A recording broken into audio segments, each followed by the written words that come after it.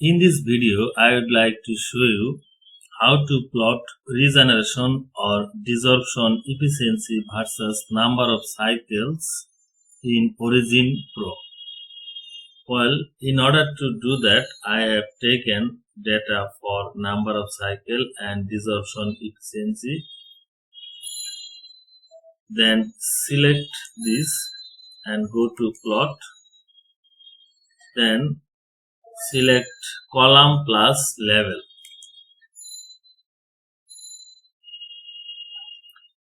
So here is your bar chart or bar graph for regeneration or desorption efficiency versus number of cycle.